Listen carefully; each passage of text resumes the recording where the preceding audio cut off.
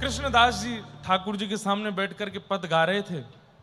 सब वाहवाही करने लगे उनके शब्दों की, उनके भावों की। 2-4 पद गाए।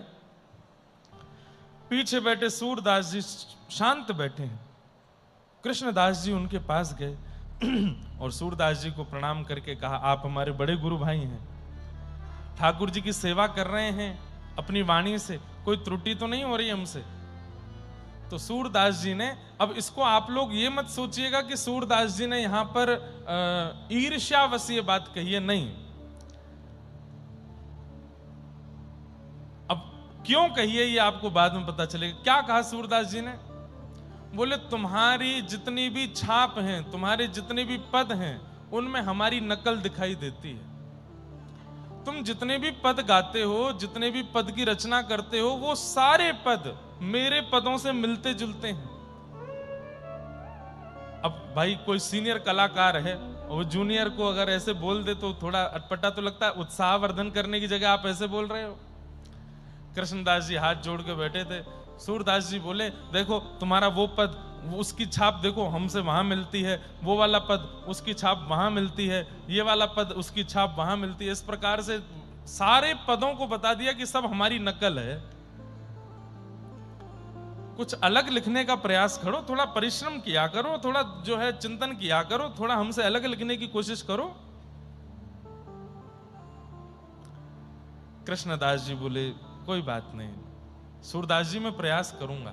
अब इसमें ईर्ष्या नहीं है, क्या है मैं फिर कहूं, अभी पता चलेगा। कृष्णदास जी गए। अब कृष्णदास जी मन में सोचने लगे, 1.25 लाख पद हैं सूरदास जी के। मैं किसी भी लीला में अगर लिखने का प्रयास करूंगा, एक एक लीला पर 10-10 पद लिखे हैं सूरदास जी ने। भगवान कृष्ण के जन्म की लीला के 15 से 20 पद हैं। माखन चोरी लीला के 10 से 15 पद हैं। रास लीला के 50 पद हैं। एक ही रास के 50 पद हैं सूरदास जी के, अलग अलग अलग अलग भावों के। नाग नथन लीला, नाग को नथ रहे हैं ठाकुर जी, सूरदास जी का ही पद है।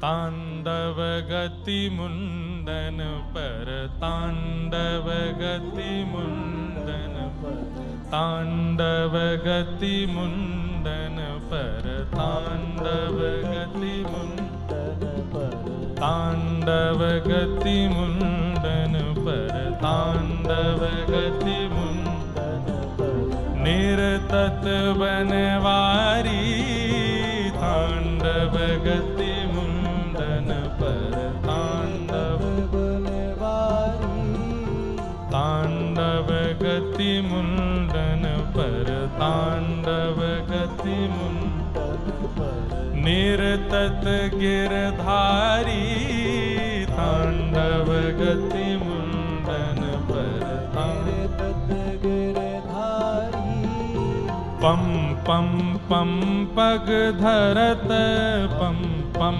पम पग, पम पम पम पग पटकत, पम पम पम पद, फम फम फम फनन ऊपर, फम फम फम फनन ऊपर, बिम बिम बिम बिनती करत, बिम बिम बिम बिनती करत, नाग बधू तारी, तांडव गति मुंडन पर, तांडव गति मुंडन, तांडव गति मुंडन पर, तांडव गति मुंडन पर, शम शम शम सनकादिक, शम शम शम सनकादिक, नम नम नम नारद मुनि, नम नम नम मम मम मम महादेव, मम मम मम महादेव, बम बम बलिहारी, तांडव गति मुंडन पर, तांडव। मतलब ये सूरदास जी की रचना की विशेषता है। दिखने लगेंगे श्याम सुंदर आपको सामने, चम चम चम चरण धरत, अपने चरण धर रहे हैं बार बार, एक से दूसरे, दूसरे से तीसरे, तीसरे से पांचवे। ठाकुर जी नाग के हजारों फणों पर, कभी इस पर पैर रखते हैं, कभी इस पर पैर रखते हैं। तब वो क्या कर रहा है?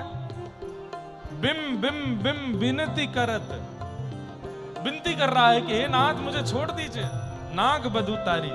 और जब ठाकुर जी, अब यहां ठाकुर जी तांडव नहीं कर रहे हैं नाग के ऊपर, ठाकुर जी तो उसको मार रहे थे, लेकिन जितनी द्रुत गति से ठाकुर जी उसके फणों के ऊपर कूद रहे थे, कभी इस फण पर, कभी उस फण पर, कभी उधर वाले फण पर, इतनी द्रुत गति से कूदते हुए ठाकुर जी दूर से देखने में ऐसा लग रहा था कि नाच रहे हैं।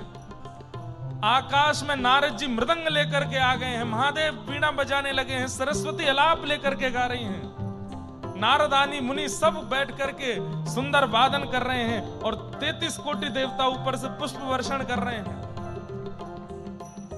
सूरदास जी की वाणी में यह सामर्थ्य है कि कोई गा दे तो ठाकुर जी सामने दिखने लगते हैं।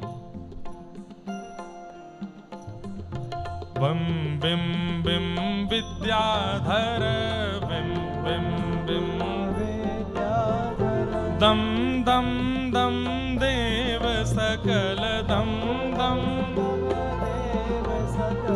गम गम गम गंधर्वादिक गम गम गम, अरे नाचत दे तारी तांडव गति मुंडन पर, तांडव गति मुंडन निरतत बनवारी, तांडव गति मुंडन पर, तांडव बनवारी।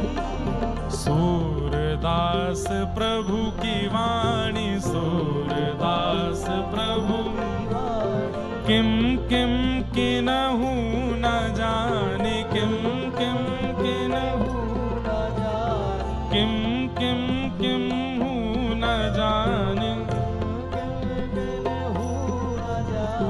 चम चम चम चरण पड़त, चम चम चम चरण पड़त, निर्भय कियो काली, तांडव गति मुंडन पर, तांडव गति मुंडन, तांडव गति मुंडन पर, तांडव गति मुंडन निरतत बनवारी, तांडव गति मुंडन पर, तांडव बनवारी, तांडव गति मुंडन पर, तांडव गति, तांडव गति, तांडव गति मुंडन पर।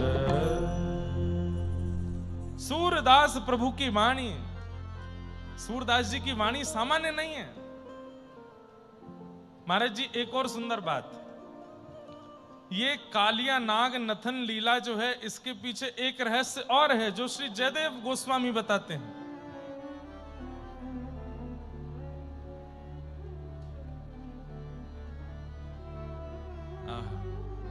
इतनी जल्दी स्वर मत बदल दिया करो, गाने में दिक्कत होगी, थोड़ी देर रहने दिया। अब ले आए हो तो वहीं रहो, अब ऊपर मत जाओ।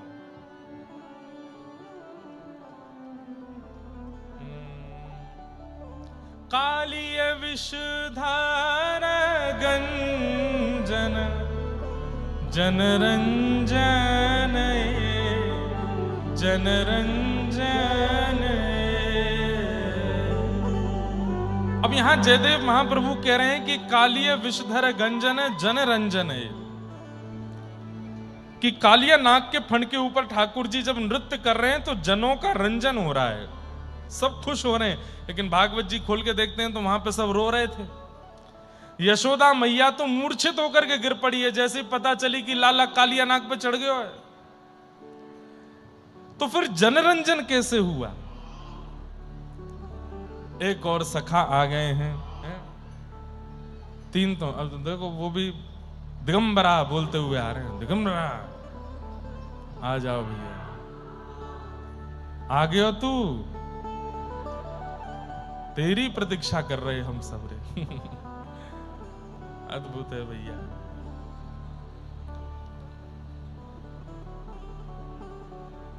दत्त धाम में कभी कभी लगता है वैकुंठ उतर आता है क्या पृथ्वी पर। और ये सब महाराज जी के मन में चलते हैं भाव, हम लोग चाह करके भी नहीं सोच पाते। इतने उत्सव करते हैं ठाकुर जी के, फिर भी इतनी बढ़िया योजना नहीं बनती दिमाग में जितनी यहाँ महाराज जी की बन जाती है। तो मैं क्या निवेदन कर रहा था, थोड़ा सा विषयांतर हो रहा है, कृष्णदास जी का चरित्र चलना चाहिए, पर अब कालिया नाग शायद कह रहे होंगे कि मुझ पे भी कृपा करो। आज मैं गया था गोदावरी स्नान करने सुबह, तो मुझे लगा कि कोई नाग बैठा है क्या, तब से नाग ही नाग चल रहा है दिमाग में पर है नहीं वहां पे, भगवत कृपा से तो ना ही मिले तो अच्छा है। इसलिए आज ही हमने कालिया नाग जो है निर्भय की और काली, ठाकुर जी के पद गवा करके नाग होंगे भी तो चले जाएंगे भैया, आना नहीं, स्नान करने जाएं तब। तो मैं क्या निवेदन कर रहा था, बात पे आते हैं। जयदेव महाप्रभु क्या कह रहे हैं, कालिया विषधर गंजन जन रंजन ए। जब भगवान कालिया नाग पर नृत्य कर रहे तो जन का रंजन हो रहा है, ऐसा नहीं है। भागवत जी के अनुसार तो वो सब दुखी हो गए थे, ब्रजवासी रोने लगे थे कि अरे लाला, या नाग के ऊपर तो उतर या नीचे, काय को नाच रहे हो, या के ऊपर खा जाएगा तो है। सब रो रहे थे, तो फिर जनरंजन कैसे हो सकता है। जयदेव महाप्रभु इसकी इस बात में प्रसिद्धि है कि वो ठाकुर जी की उन लीलाओं को जानते हैं जिनको कोई नहीं जानता। तो बोले इसमें क्या लीला है। तब जयदेव महाप्रभु कह रहे हैं, 3 दिन पहले एक लीला घटी थी कालिया नाग मर्दन के 3 दिन पहले। बोले क्या, पिय को नाच से खावत प्यारी, पिय को नाच से खावत प्यारी। श्री प्रिया जी, किशोरी जी ठाकुर जी को नृत्य करना सिखा रही थी 3 दिन पहले।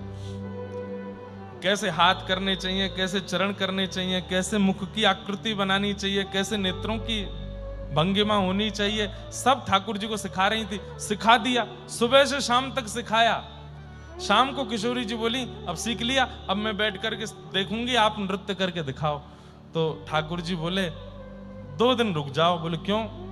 2 दिन बाद वृंदावन में बहुत सुंदर मखमली मंच आने वाला है, उस पर नृत्य करके दिखाऊंगा। तो आज जैसे ही कालिया नाग आयो तो ठाकुर जी बोले ये बढ़िया मंच मिलो है किशोरी जी। तो बाकी सब तो वहां दुखी हो रहे थे, पर दूर खड़ी हुई किशोरी जी, जैसे गुरु अपने शिष्य को मंच पर चढ़ करके अपनी प्रतिभा का स्वरूप प्रकट करते हुए जब गुरु दूर से दिखता है ना, तो जैसे शिष्य है, अब गुरुजन यहां बैठे हैं, अब इनके शिष्यजन जब वेद मंत्र बोलते होंगे तो निश्चित है इनके भी होठ चलते होंगे इनके भी होठ चलते होंगे। आप यहाँ ऐसे बोलना है, इतना अनुस्वार लेना है, ऐसे स्वर उठाना है, यहाँ छोड़ना है, हाँ बहुत अच्छा बहुत अच्छा, हंसते हंसते सामने बैठ कर प्रतियोगिता में शिष्य को देख करके गुरु के मुख से भी वही निकलने लगता है कि कहीं भूल भी रहा होगा तो मुझे देख करके याद आ जाएगा। ऐसे ही आज जब ठाकुर जी कालिया नाग पर नृत्य कर रहे हैं तो दूर किशोरी जी खड़ी हैं, और किशोरी जी खड़े होकर के ठाकुर जी को ताल दे रहे हैं। और जैसे ही ताल दे रहे हैं तो ठाकुर जी बार बार अपनी किशोरी जी के द्वारा सिखाए गए जो स्टेप्स हैं, ऐसे चरण धरना है, ऐसे हाथ करना है, ऐसे नेत्र घुमाने, वो सब का कर रहे हैं। और दूर खड़ी हुई किशोरी जी बड़ी आनंदित हो रही हैं। तो श्री जयदेव महाप्रभु कह रहे हैं मैं ब्रजवासियों की स्थिति नहीं बता रहा हूं। तो बोले किसकी स्थिति बता रहा हूं। बोले मैं किशोरी जी की स्थिति बता रहा हूं, उनका रंजन हो रहा है ठाकुर जी को देखते हुए। भैया इन आचार्यों के सन्निधि में जाकर के आपको ऐसे ऐसे रहस्य मिलेंगे जो कोई नहीं बता सकता है, इन आचार्यों को अनुभव हो जाते हैं। सूरदास, तो हमारे सूरदास जी, उन्होंने क्या कहा कृष्णदास जी से कि कुछ नया लिखो। क्यों? क्योंकि तुम्हारे पदों में मेरी छाप दिखाई देती है, मेरी नकल करते हो ऐसा लगता है। तो कृष्णदास जी बोले आपने 1.25 लाख पद लिखे हैं, कितना भी लिख लूं मैं, कितना भी कुछ गा लूं, कहीं ना कहीं से आपका कुछ ना कुछ मेल हो ही जाएगा। अब ऐसा क्या लिखूं कि जो आपसे ना मेल खावे। सूरदास जी बोले बुद्धि का प्रयास करो और ठाकुर जी के चरणों में प्रेम भक्ति प्रकट करो, तो नकल नहीं लगेगी, कुछ नवीन लगेगा। कृष्णदास जी बोले 2 दिन का समय दीजिए, कुछ सोच के आता हूं। और वास्तव में ऐसा लिख के लाऊंगा ही वर्णन, अपनी ही रूप लावण्य का ऐसा वर्णन कर रहे हैं जो सूरदास ने भी नहीं किया है। आहा,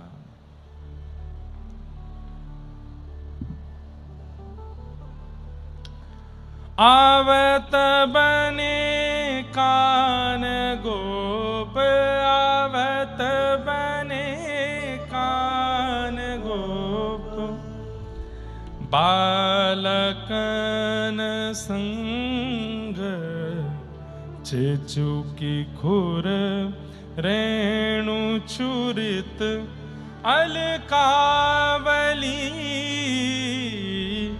आवत बने कान गोप। कृष्णदास जी के शब्द नहीं है, सूरदास जी के शब्द नहीं है, स्वयं जगत नियंता जगदाधार परमात्मा श्री कृष्ण अपने हाथों से लिख रहे हैं ये शब्द। क्या अर्थ है? आवत बने कान गोप। गोपाल जी गैया चरा करके लौट के आ रहे हैं नंद भवन, शाम की बेला, गौधूली बेला है, और कैसे लग रहे हैं? बालकन संग, साथ में ग्वाल बाल हैं, चेचुकी खुर रेणु छुरित। खुर की जो रेणु है, गैया जब चलती हैं तो उनके खुर से जो रेणु निकलती है, वो रेणु ठाकुर जी के अलकावली मतलब सुंदर घुंघराल हृदय को घायल कर देता है। किसी व्यक्ति का बोलना हृदय को घायल कर देता है, किसी व्यक्ति का स्पर्श अत्यंत सुख दे देता है। लेकिन ठाकुर जी जब चरण उठाते हैं और अगली तरफ चरण जब रखते हैं, उस गति को ही कोई देख लेता है तो उसका हृदय मानो जैसे पिघल जाता है। कैसी चाल है? बोले मोह मत मघ चाप, एक मतवाला हाथी जैसे मदमस्त होकर के चलता है, ऐसे श्याम सुंदर चल रहे हैं। बंक लोचन बाण, नेत्रों से क्या कर रहे हैं? बोले अपनी बौं रूपी धनुष पर अपने नेत्र रूपी बाण को धरते हैं और खींच करके जैसे ही तिरछे करते हैं तो मानो जो सामने आता है उसके हृदय में जाकर के वो नेत्र रूपी बाण ऐसे लगता है घायल होके गिर जाता है वो। अब ये एक चिंतन का विषय है, ये चिंतन करने वाली बात है। स्वयं श्री कृष्ण अपने नेत्रों का वर्णन कर रहे हैं, बंक लोचन बाण। एक तो सबसे बड़ी बात कि ठाकुर जी के नेत्र जो हैं, वृंदावन श्री कृष्ण चंद्र जो हैं, इनके पूरे नेत्र नहीं खुलते, पूरे नेत्र नहीं खोलते ठाकुर जी, आधे नेत्र खोलते हैं। ये नेत्रों की जो पुतली है बीच की काली काली, ये आधी ऊपर की पलक में ढकी रहती है, आधे ही दिखते हैं। मतलब जैसे कोई मदमस्त, कोई कहने में थोड़ी अटपटी बात लगती है, लेकिन कोई ऐसे पदार्थ को खाकर के व्यक्ति थोड़ा नशे में मस्त हो जाता है, उसके नेत्र जैसे चढ़ जाते हैं, ऐसे ठाकुर जी के नेत्र 24 घंटा रहते हैं। यहां देखो, यहां देखो, यहां देखो, ये छवि मैं कह रहा हूं ना, सूरदास जी की वाणी नहीं है, कृष्णदास जी की वाणी नहीं है, स्वयं ठाकुर जी की वाणी है। हमने तुकाराम जी के पद सुने हैं, ज्ञानेश्वर मौली के पद सुने, जनाबाई के पद सुने हैं, पर विठोबा खुद अपना पद लिख रहे हैं। ऐसा कृष्णदास के साथ हुआ है। कृष्णदास जी के लिए ठाकुर जी लिख के गए। बोले कैसे नेत्र हैं? बंक लोचन बाण, आधे नेत्र खुलते हैं ठाकुर जी के, मानो ऐसा लगता है ये ऊपर की बौं जो है ये धनुष है, और उस धनुष की जो पीछे की रस्सी है वो ठाकुर जी के ये ऊपर वाली पलकें हैं। कभी कभी जब सामने से कोई आ जाता है जिस पर ठाकुर जी को अपने नेत्र बाण मारने हो, उसकी ओर देख करके ठाकुर जी अपने नेत्रों को थोड़ा इधर घुमाते हैं, मानो जैसे खींच लिया, यहां देख करके, और फिर जैसे दोबारा उसकी ओर देखते हैं, मानो जैसे बाण चला दिया, अब खंजित होकर के वो गिर पड़ता है। ऐसे बाण जैसे नेत्र जिनके हैं। शीश शोभित मोर चंद्र। अच्छा, व्रज में ठाकुर जी मुकुट नहीं पहनते, व्रज में क्या पहनते हैं? हल्की सी पाग ठाकुर जी बांध लेते हैं कपड़े की, और सुंदर जो बड़े बड़े केश हैं। महाराज जी, ठाकुर जी का मुंडन संस्कार कब हुआ? 12 वर्ष बाद। 12 वर्ष में लाल जी के केश कितने बड़े हो गए होंगे, सोच लो।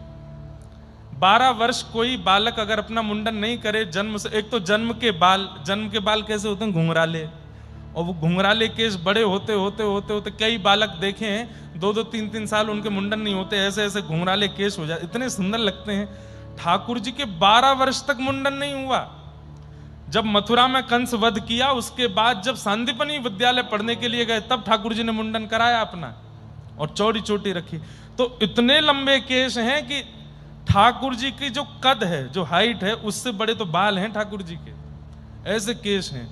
इसलिए नाथ द्वार में जो श्रीनाथ जी की श्रृंगार प्रणाली है उसमें यहां बेणी आती है, ठाकुर जी के केश ऐसे गूंथ करके यहां आगे लाए जाते हैं। हमारे राधा वल्लभ जी में, बिहारी जी में, सब जगह बेणी जी आएंगी इधर, उसको वेणी बोलते हैं चोटी को, ठाकुर जी की इधर आती है। और एक और नई बात सुनाएं, श्राद्ध पक्ष में कभी आप दर्शन करने के लिए जाओगे श्रीनाथ जी में तो ठाकुर जी की बेणी के दर्शन नहीं होते। क्यों? श्राद्ध पक्ष के समय पर ठाकुर जी की दान लीला चलती है। दान लीला मतलब द्वार पर मार्ग में खड़े होकर गोपियों से ठाकुर जी दान लेते हैं, दही का दान, मक्खन का दान, और फिर गोपियां जब नहीं देती तो ठाकुर जी छीन के भागते हैं। तो जब भागेंगे तो कहीं चोटी पकड़ में नहीं आ जाए, गोपियां पीछे से चोटी नहीं, क्योंकि ठाकुर जी कम से कम 2-4 बिलांत भग जाएंगे तब तो उनकी चोटी उठेगी, इतनी लंबी चोटी है। तो ठाकुर जी क्या करते हैं, चोटी गुथवा करके कमर पे उसको ऐसे लपेट लेते हैं चारों ओर, और उसके ऊपर क्षुद्र घंटिका की कोंदनी पहनते हैं चोटी के ऊपर। ऐसी अद्भुत झांकी है ठाकुर जी की, कितना वर्ण। कभी कभी ऐसा लगता है ठाकुर जी आ गए सामने, खड़े हो गए हैं। और ये सब कहां से अनुभव होता है? ये आचार्यों की वाणी से, इन वैष्णवों की वाणी से ये सब स्वरूप पता चलते हैं।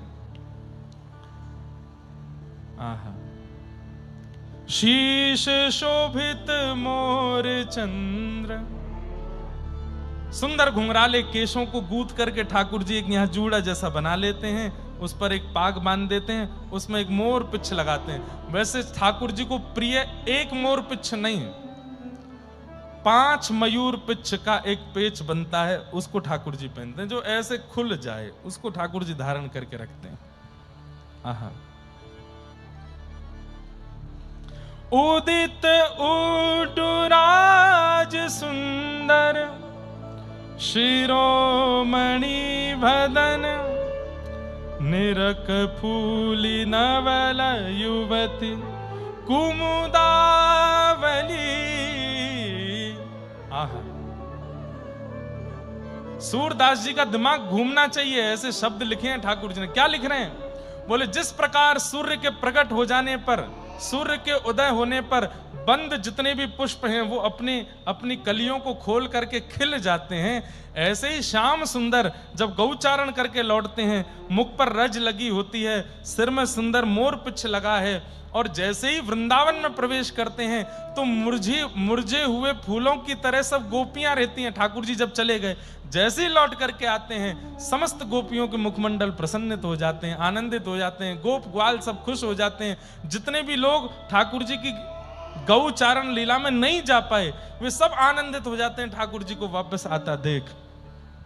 आहा, अरुण सचुकत अधर बिंब फल उपहसत, कछुक प्रगट होत कुंद दस नावली।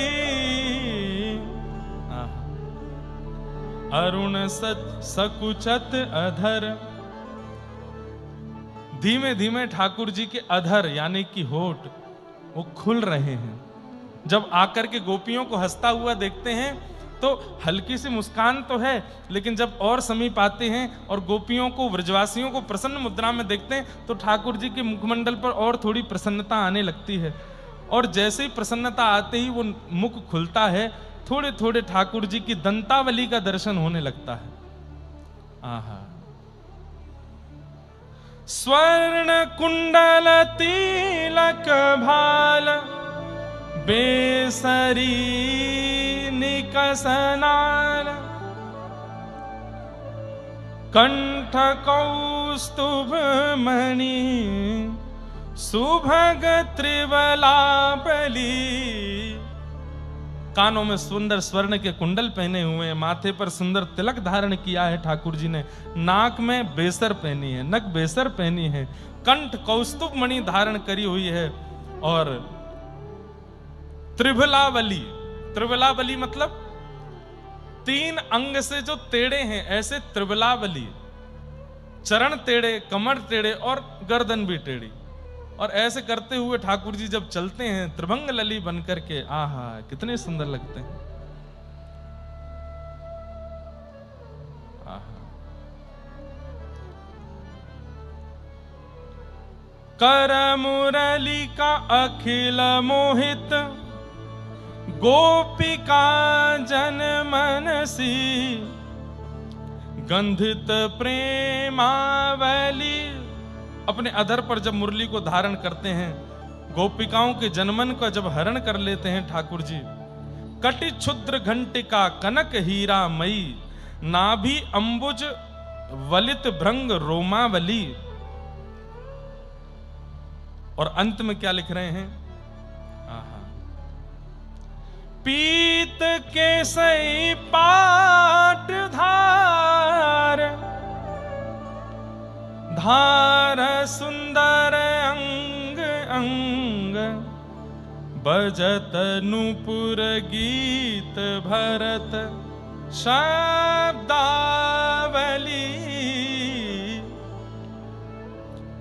केसर जैसे रंग की सुंदर पीली एक पटका पहना हुआ है, और जब चल रहे हैं तो पैर के नूपुरों से जो छम छम छम झम झम झम जो शब्द प्रकट होना चाहिए वो छम छम नहीं हो रहा है। तो बोले क्या हो रहा है? बोले गीत भरत शब्दावली, मानो जैसे कोई खूब सुंदर स्वर में, तीखे स्वर में कोई गा रहा हो। ठाकुर जी के नूपुर ऐसे लगते हैं जैसे मानो समाज में बैठ करके खूब सारे लोग गा रहे हों। आहा।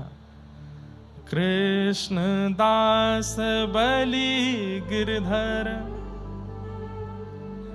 लाल के चरण ऊपर, कृष्ण दास बलि गिरधर, लाल के चरण ऊपर, नख चंद्रिका हरत तिमिरावली। कृष्णदास बलि गिरधर, ऐसे सुंदर गिरधर की कृष्णदास बलियां ले रहे हैं, और जिनके नखचंद्र, जिनके पैरों के नख कैसे हैं, नाखून कैसे हैं, बोले उनको देखने से हृदय में जितना तिमिर है, जितने विषाद हैं, जितनी पीड़ा है, सब दूर हो रही हैं।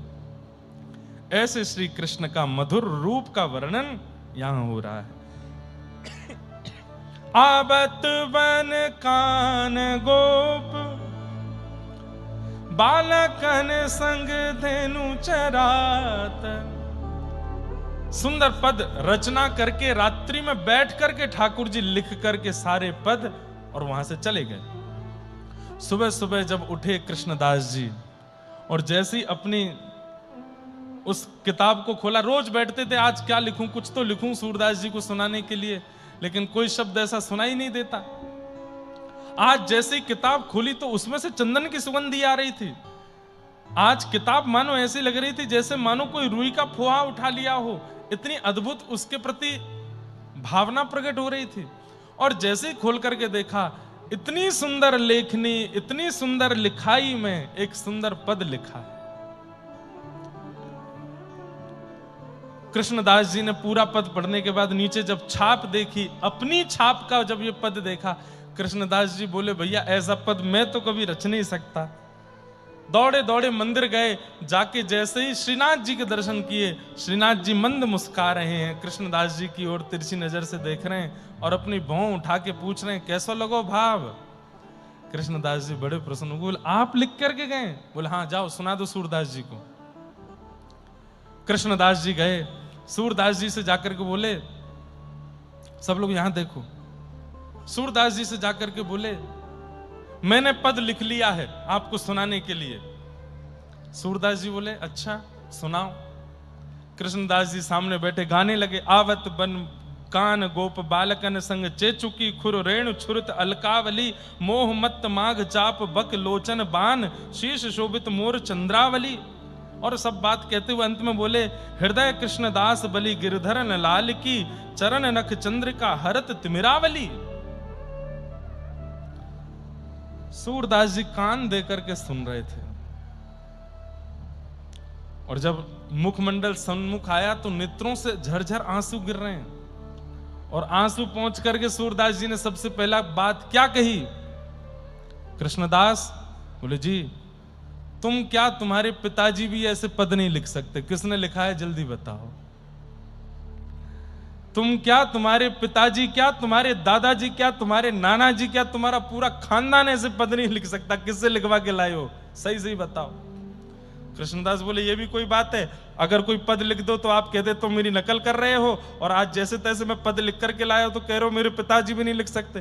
बोले, सूर नाम है मेरा, कविताओं में 24 घंटे रहता हूं, और ये पत्थर पर लिख करके दे सकता हूं कि कृष्णदास की हाथ की लिखाई नहीं है। किसने लिखा है मुझे बताओ, तुम्हें सौगंध है। कृष्णदास जी बोले, आपको कैसे पता कि मैं नहीं लिख सकता? बोले, ये शब्द आ ही नहीं सकते तुम्हारे चित्त में। किसने लिखे हैं बताओ? क्योंकि जो रचना है वो रचना देखने वाले की नहीं लग रही है। देखिए सूरदास जी की बुद्धि की स्थिति देखो। बोले, देखने वाला देख करके लिखता है, अनुभव करके लिखता है, चिंतन करके लिखता है। ये रचना जो तुमने सुनाई है ये तुमने देखी नहीं, तुम्हारे अनुभव में आई नहीं, तुम्हारे चिंतन में ये हुआ नहीं, तो फिर तुमने लिखा कैसे? तो फिर दूसरी बात आती है कि ऐसी रचना फिर वही लिख सकता है जिसके साथ ये सारी समस्याएं या सारी स्थिति घट रही हो। किसने लिखा है सही सही बताओ। नहीं बताओगे तो मैं खोज कर लूंगा। कृष्णदास जी बोले, सूरदास जी मुझे क्षमा कर दो, आप तो मेरे बड़े गुरु भाई हो, अब मैं क्या बताऊं? बोले, जल्दी बताओ। बोले, मैं चिंता में बैठा था, रात्रि में मैं चिंतित होकर सो गया, सुबह उठ के देखा तो किताब में से सुंदर सुगंधी आ रही थी, और वहां कुछ ऐसा लगा था मानो खूब इत्र फैला है कक्ष में, और ठाकुर जी लिख करके गए। श्रीनाथ जी ने लिखा? बोले, हाँ। श्रीनाथ जी तुम्हारे कक्ष में आके पद लिख करके गए? हाँ। सूरदास जी ने तुरंत अपनी छड़ी उठाई और लेकर के सीधे श्रीनाथ जी के पास गए, और श्रीनाथ जी के पास जाकर के इतने रोए, इतने रोए, इतने रोए। बोले, क्या हुआ? अरे क्यों रो रहे हो, क्या बात है? 1,00,000 पद 2 आंखों से अंधे सूरदास ने अपनी उंगली से लिखे, कभी लिखने नहीं आए आप। एक शब्द भी मुझे बताने नहीं आए कि सूरदास यहां ये लिख दो, यहां ऐसा कर दो, यहां ऐसा कर दो। वो कृष्णदास के यहां पद लिखने के लिए गए। मुझ पर तो ऐसे अनुग्रह नहीं किया। आज तक मुझे इसी बात का अहम रहता था कि आप मुझ पर बहुत कृपा करते हैं, पर कृष्णदास के यहां पद लिख करके आए आप उसकी छाप से।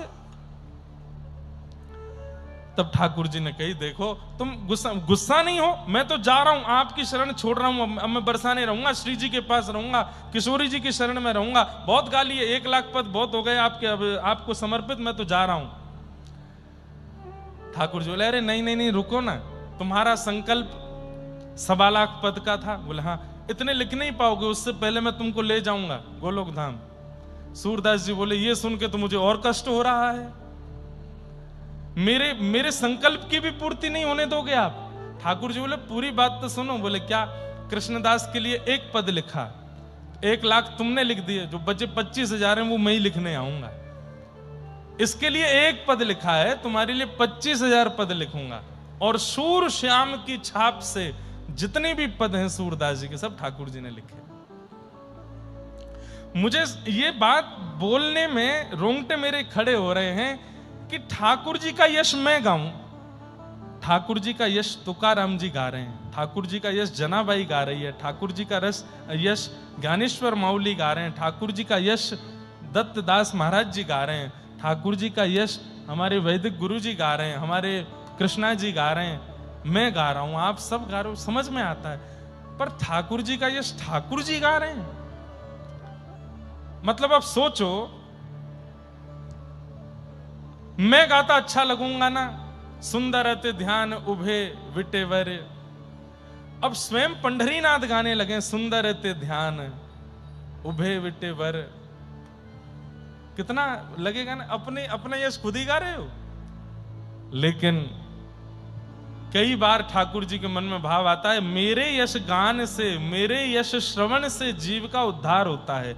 और कई बार जीव की मन की चित्त की स्थिति उतनी गहराई तक नहीं पहुंच पाती है, इसलिए ठाकुर जी कृपा करके हमारे लिए स्वयं उस यश का गान कर देते हैं, ताकि हम उस स्थिति में पहुंच सकें जहां हमारी स्थिति नहीं पहुंच सकती है। इसलिए ठाकुर जी अपने हाथ से रचना कर गए और कृष्णदास के ऊपर ऐसी मधुर कृपा की श्री ठाकुर जी ने। बोलो गिरिराज धरण की, श्री गोवर्धन नाथ की। ऐसे कृष्णदास जी के ऊपर ठाकुर जी ने अनुग्रह करके सुंदर पद की रचना की और पद रचना करके उनको प्रदान की है। इस प्रकार कृष्णदास जी के सुंदर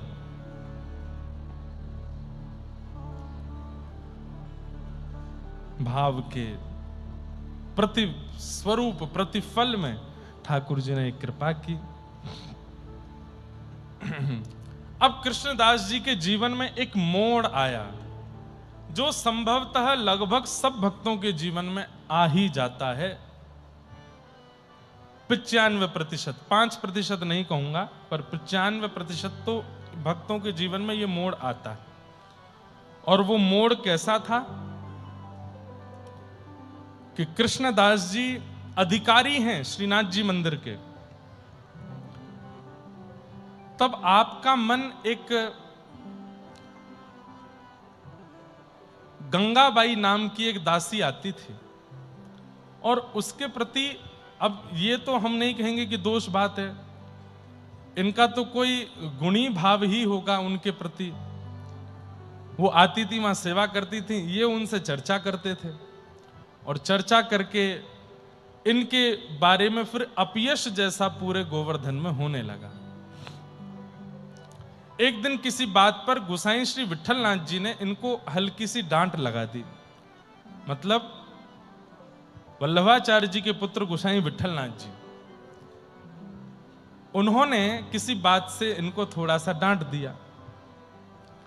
अधिकारी होने के नाते थोड़े से ये क्रोध में आ गए और गोसाई विठलनाथ जी से ऐसी बात बोल दी जो नहीं बोलनी चाहिए थी। क्या कि वल्लभाचार्य के जो बड़े पुत्र हैं उनको अधिकार मिलना चाहिए श्रीनाथ जी की सेवा का, पर वे तो पधार गए और उनकी सेवा तो नहीं हो पाई, इसलिए आपको सेवा मिल गई है। मूलतः अब ये सेवा का अधिकार वल्लभाचार्य जी के बड़े पुत्र के पुत्र को प्राप्त होना चाहिए। और इस षड्यंत्र को रचा करके गोसाई श्री विठलनाथ जी को सेवा से दूर कर दिया कृष्णदास अधिकारी जी ने।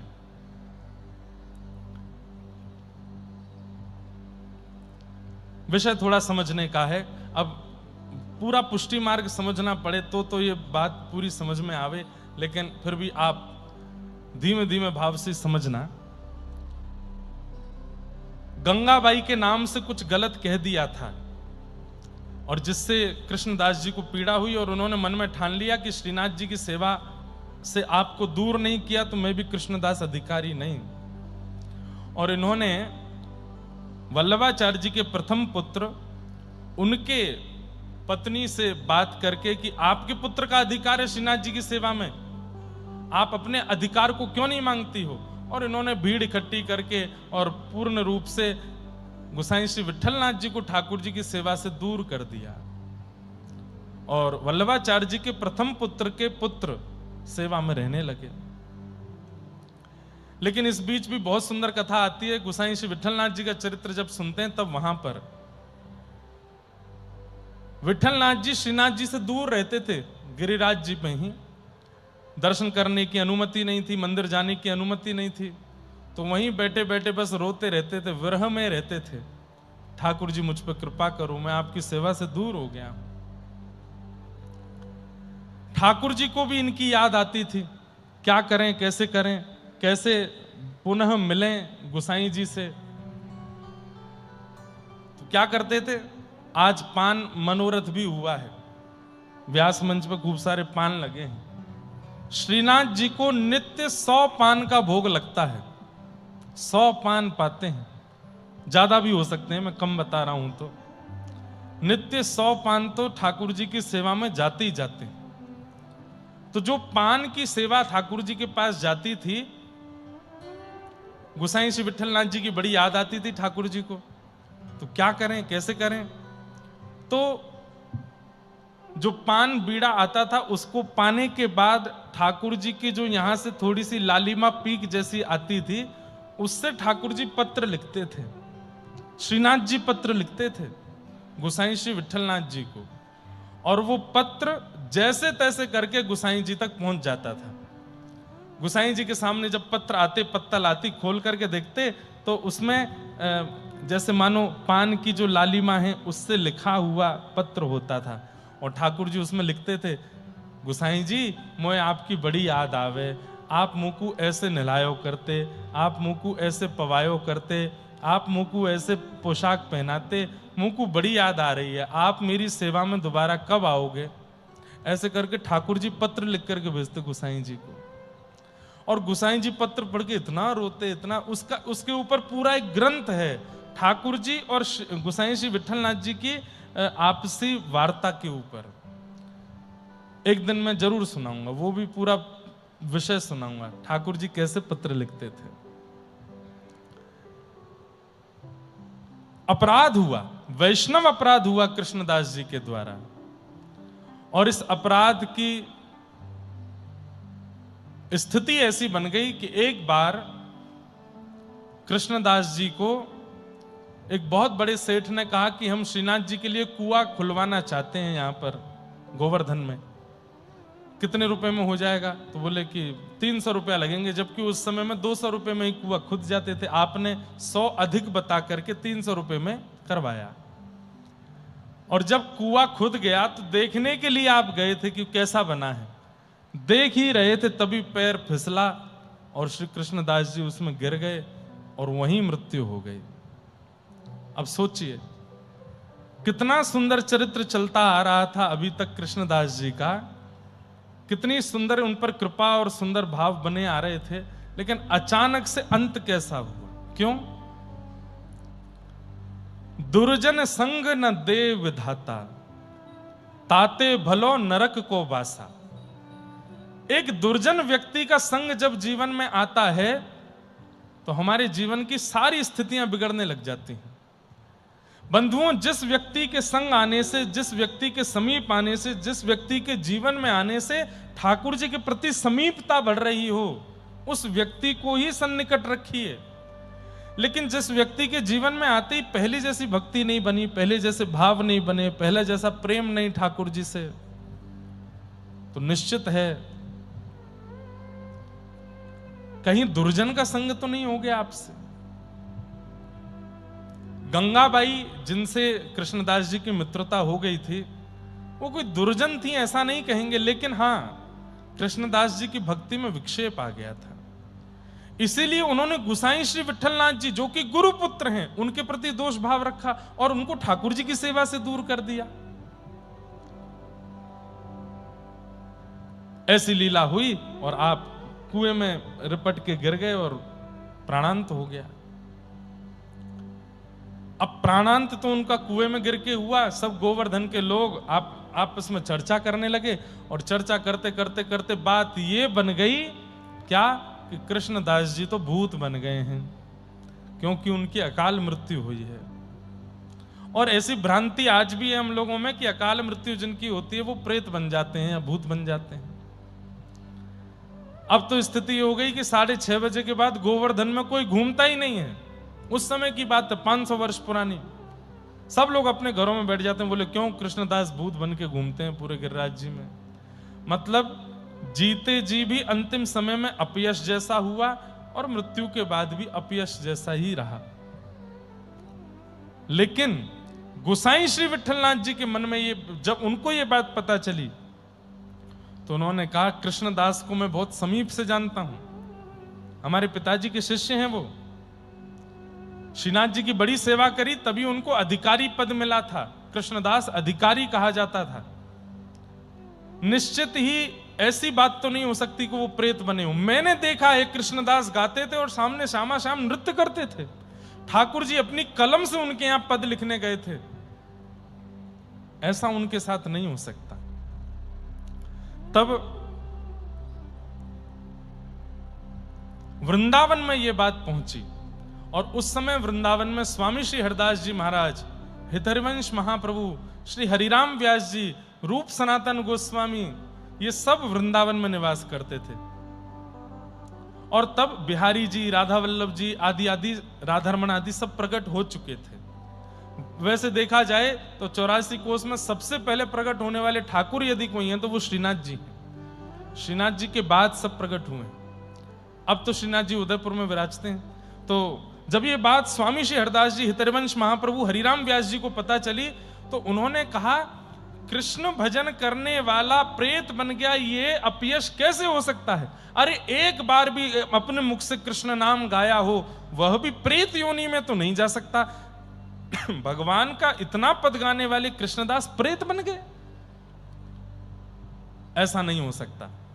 और वृंदावन से स्वामी श्री हरिदास जी, हितरिवंश महाप्रभु आदि आदि सब आचार्य जन खूब सारी भक्तों की जमात लेकर निकल पड़े गोवर्धन के लिए। गोवर्धन जैसे ही आप पहुंचे तो राधा कुंड में आपकी जमात जब पहुंची, कितना सुंदर चरित्र, ध्यान से सुनना। स्वामी श्री हरिदास जी कौन है? ललिता सखी के अवतार। हितरिवंश महाप्रभु कौन है? भगवान की वंशी के अवतार। हरिराम व्यास जी कौन है? विशाखा सखी के अवतार। तो ये दोनों किशोरी जी की मुख्य सखी हैं, ललिता और विशाखा। और वंशी भी रहती ठाकुर जी के पास है, पर है तो सखी दासी वो किशोरी जी की। तीनों किशोरी जी की सखियों को गोवर्धन आते देख ठाकुर जी डर गए। बोले अब मुंह पे और कोई को बस ना चले, मुंह कोई और डरा धमका ना सके, लेकिन ये किशोरी जी की सखीन की बड़े बस चले मुंह पे। अब क्या करूं मैं? ठाकुर जी इतना डरते हैं ललिता विशाखा आदि सखियों से। क्यों? किशोरी जी तो हमारी बड़ी भोली हैं, कछु कहमे ना है, पर ललिता विशाखा ये ठाकुर जी को कभी कभी खूब अच्छे से आनंद कराती रहे। मैं खूब डांटे, खूब फटकारे, ऐसे मत करो, हमारी प्रिया जी हैं, हमारी श्री जी हैं, उनको यहाँ कष्ट है जाएगा, यूं है जाएगा। एक बार दुबका धाई खेल रहे थे, दुबका धाई, एक बार दत्त धाम में भी खेलेंगे, खेलते हैं महाराज जी यहाँ दुबका धाई। अच्छा, पता ही नहीं दुबका धाई क्या होती है। महाराज जी एक व्यक्ति गिनती करेगा 10 तक, बाकी के सब छुप जाओ, और फिर वो उनको ढूंढेगा। करेंगे जब सब सो जाएंगे ना, तब अपने 10-15 लोग रात में उठ के लाइट वाइट सब बंद करके सबरे आनंद कर जाएंगे हम दत्त धाम में, आपको पता भी नहीं चलेगा। और ये भी करेंगे। बस एक ही है बात, क्या? जैसे वहां किसी को छू करके बोलना पड़ता है, यहाँ स्पर्श के नियम है, तो बस दिगंबरा इतना ही बोल देना देख करके, हाँ भाई तू देख लिया। अब जिसको पहले देखेंगे वो जाएगा, 10 तक गिनती गिने फिर आवे। लेकिन हम वृंदावन वालों के संग नहीं खेलेंगे हैं, तो वृंदावन वाले ने पता ही ना यहाँ कितने जो है सुरंग बननी होंगी दत्त धाम में। अब ये तो कहीं भी छुप जाएंगे सबरे जा करके, हम कहाँ छुपेंगे? लेकिन कुछ ना कुछ खेल तो खेलेंगे।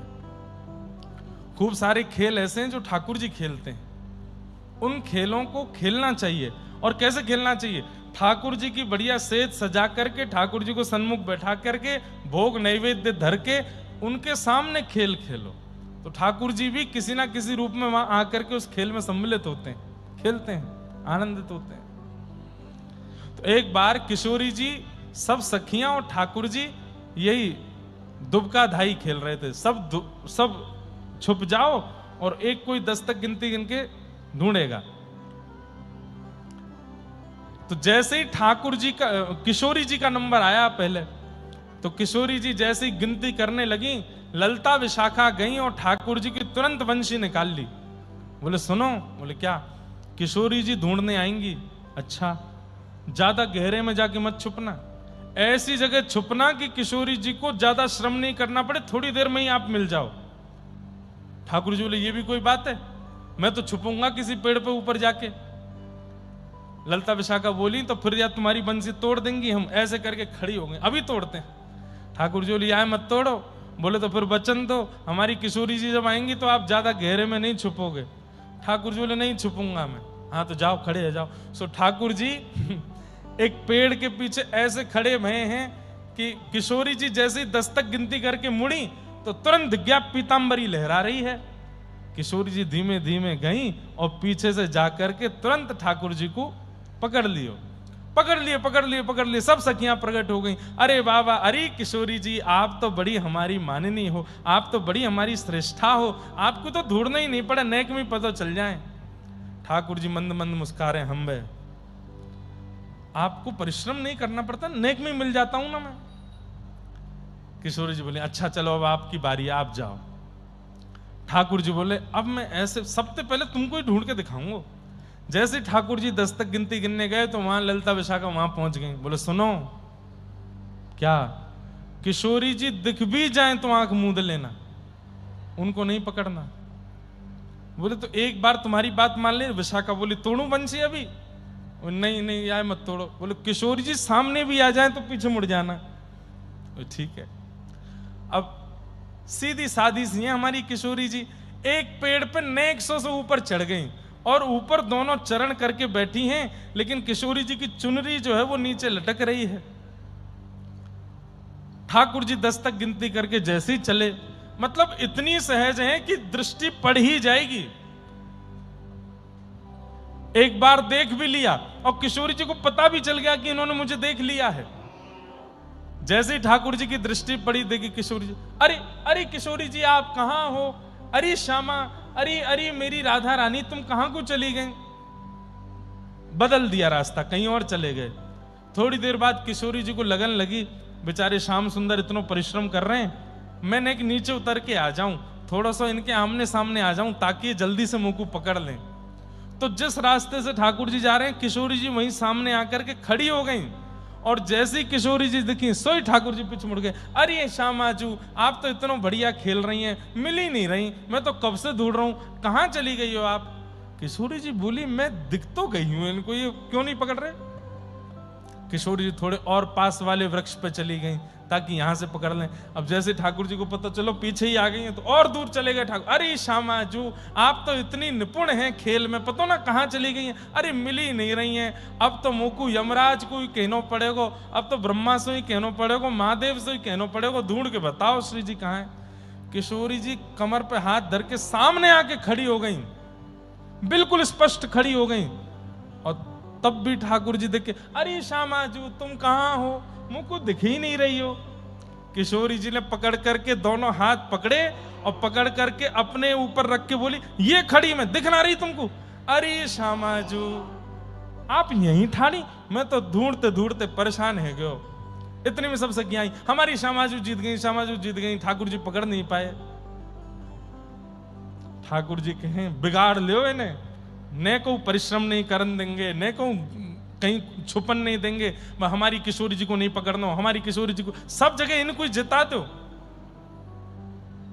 ललिता विशाखा बोली आपकी भलाई यही में कि आप हारो और ये जीते। और ये बात सुनो। बोले क्या? सौगंध खा करके कहो नंद बाबा की। बोले क्या? जब तक निकुंज में लीला चल रही है तब तक आप हारते ही रहोगे, श्री जी ही जीतेंगी हमारी, जो आज्ञा। बोले नहीं मानी आज्ञा तो आपके मोर पिच वंशी सब हरण कर ली जाएंगी, तोड़ फोड़ के फेंक दी जाएंगी यमुना जी में। महाराज बड़ा जो है डरा धमका के रखा गया है ठाकुर जी को, इसलिए बेचारे बड़े सहमे सहमे से रहते हैं ब्रजलीला में। क्यों? श्री जी को मान बढ़ाना।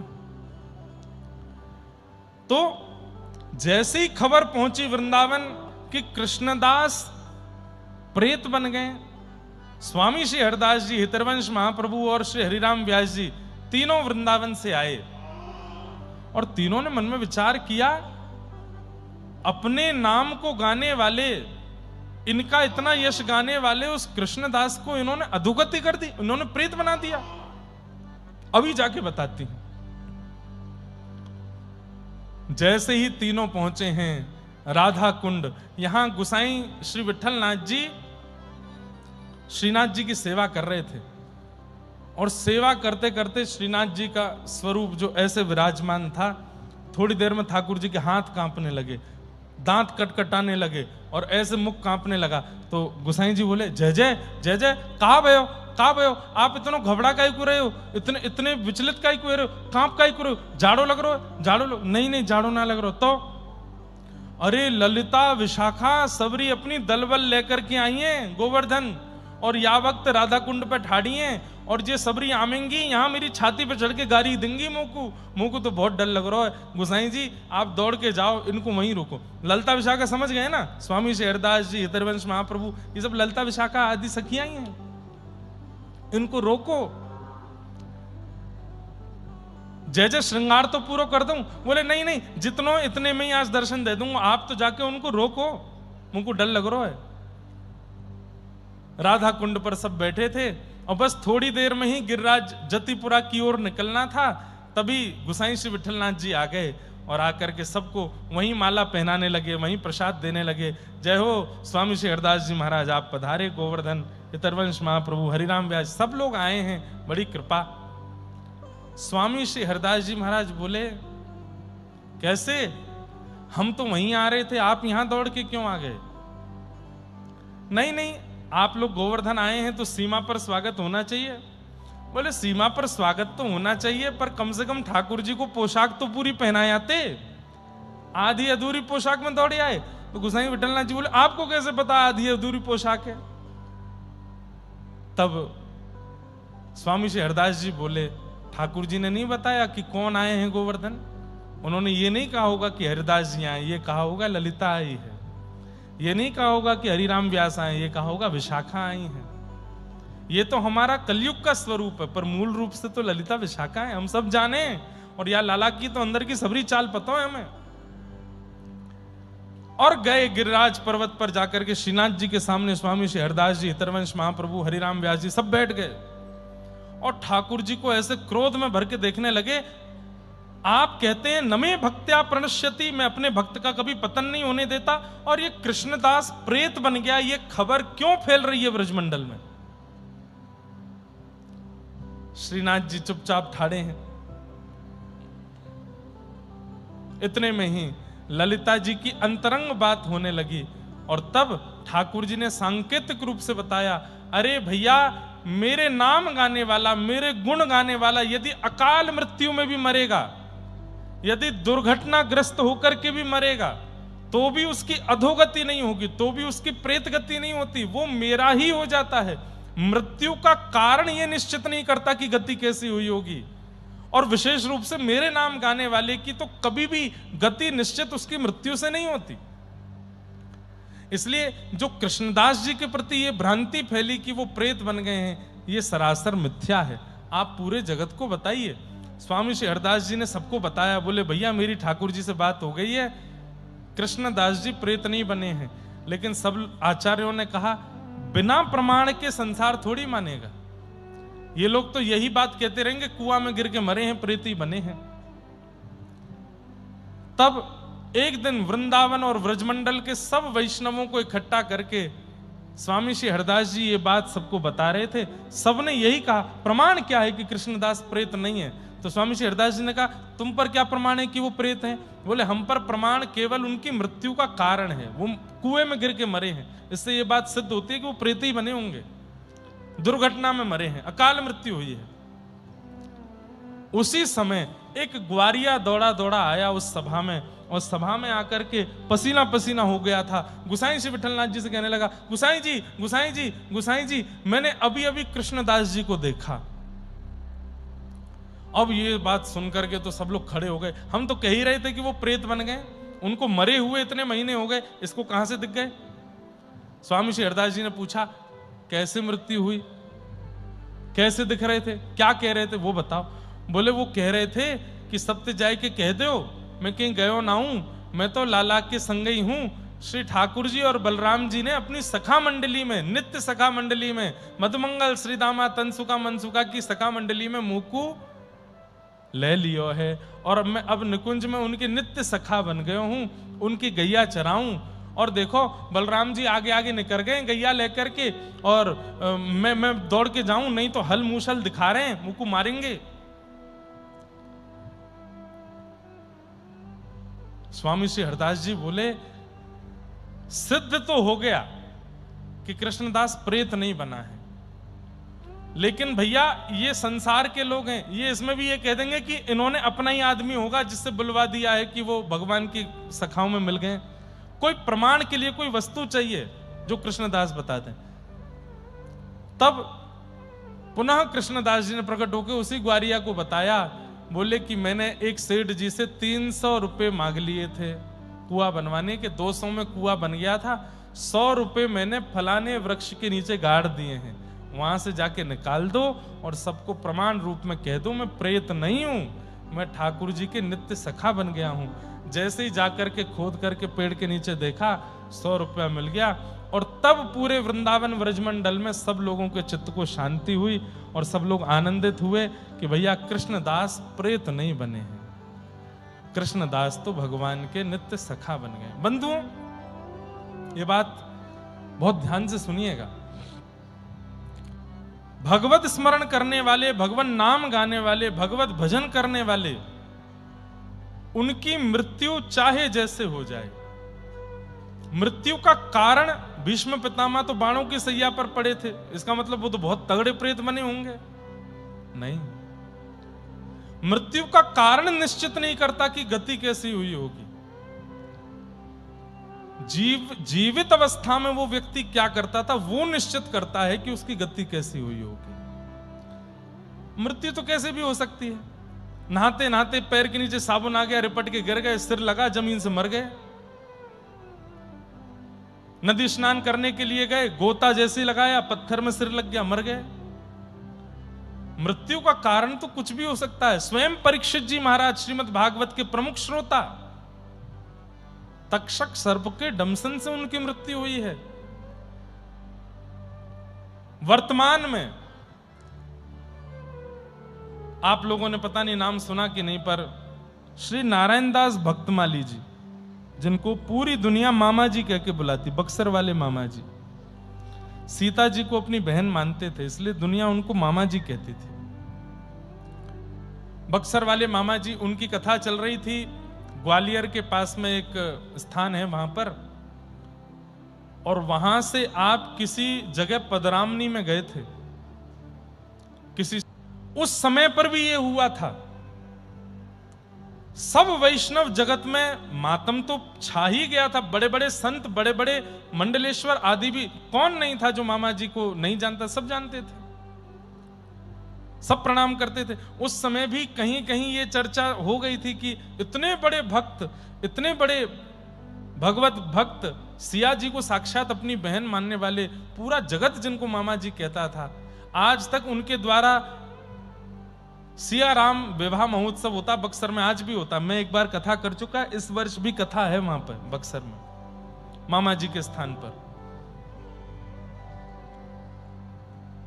उनकी ऐसी मृत्यु कैसे हो सकती है? इतना राम नाम गाने वाले, इतना कृष्ण नाम गाने वाले, जैसे भक्तमाल जी के ग्रंथ में एक एक भक्त के चरित्र हैं, ऐसे ही प्रत्येक भक्त के चरित्र को गाया है पूज्य मामा जी ने, और इतना सुंदर गाया है कि उसका कोई बखान नहीं कर सकता।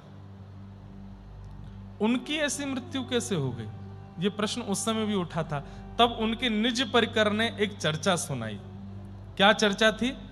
बोले कुछ साल पहले एक बहुत बड़े ज्योतिषाचार्य और भविष्य कथन कर्ता मिले थे मामा जी को, और उन्होंने मामा जी को देख करके कहा, मामा जी तो भक्त लोग ज्यादा पूछते नहीं है कि मेरा भविष्य क्या होगा, मेरा जीवन कैसा चलेगा, धन कैसे आएगा, ये सब प्रश्न भक्त लोग नहीं करते। पर कोई भविष्य कथा करता मिल गए तो मामा जी ने यही पूछा, सिया राम जी या जन्म में दर्शन देंगे कि नहीं देंगे? तो भविष्य कथन करता ने बोला, ये तो मेरी सामर्थ्य से बाहर की बात है, ये तो मैं नहीं बता सकता, मैं जो बता सकता हूं आपकी आज्ञा हो वो बता दूं। बोले अच्छा भैया तू अपनो काम कर ले, बता दे। कहा बतावे को? तो उसने सब बताया, ऐसा होगा, ऐसा ऐसा। फिर उसने थोड़ा सा स्तब्ध होकर के फिर मामा जी से कहा, मामा जी आप मार्ग जो चुनते हैं ना, एक नगर से दूसरे नगर कथा करने के लिए जाते हैं, तो रोड मार्ग का प्रयास कीजिए, थोड़ा कम कीजिए, क्योंकि थोड़े आपके वो ग्रह बिगड़े हुए हैं, आपको ज्यादा सफर के लिए हम अनुमति नहीं देंगे। मामा जी बोले, कथा हमारा जीवन है, कथा तो हमें करनी है, दुनिया भर में जहां बुलाएंगे वहां कथा करने हम जाएंगे, हवाई जहाज से जाएं, ट्रेन से जाएं, गाड़ी से जाएं, जाना तो पड़ेगा, कथा कैसे छोड़ देंगे। तो उन्होंने कहा, बोले एक काम कीजिए, फिर एक थोड़ा सा उपाय है, वो उपाय करवा लीजिए, उससे थोड़ा सा ये संभल जाएगी, क्योंकि थोड़ा मार्ग दुर्घटना का संकेत जैसा है। तो मामा जी बोले, भैया जासे सिया राम जी रीजे भय, वो शनि को काई को रिझाएगो, वो राहु को काई को रिझाएगो, वो केतु को काई को रिझाएगो, सबरे ग्रहण ने रिझावे में थोड़ी लगेंगे हम। सिया राम जी हमसे राजी रहे, हमको यही चाहिए। अब चाहे उनको अपने पास बुलाने का बहाना चाहिए, उनको अपने पास बुलाने का बहाना चाहिए। अब चाहे वो हारी दे करके, बीमारी दे करके, हॉस्पिटल पहुंचा करके, ऊपर से गिरा करके, नदी में डुबा करके, पहाड़ से गिर करके, अरे भाई भक्त की मृत्यु नहीं होती, पर भक्त को ठाकुर जी के निकुंज में प्रवेश करने के लिए शरीर तो छोड़ना है, तो शरीर छोड़ने के बहाने तो कोई भी हो सकते हैं।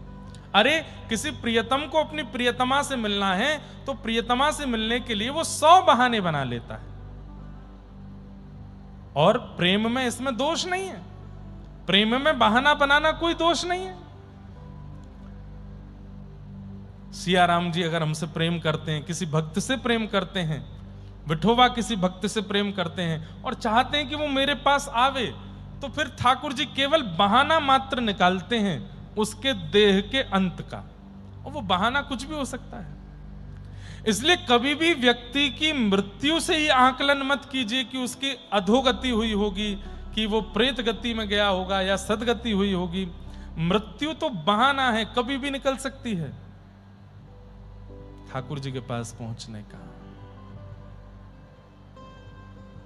इस प्रकार से कृष्णदास जी अपने जीवन का विश्राम करके ठाकुर जी की नित्य लीला में प्रवेश हुए।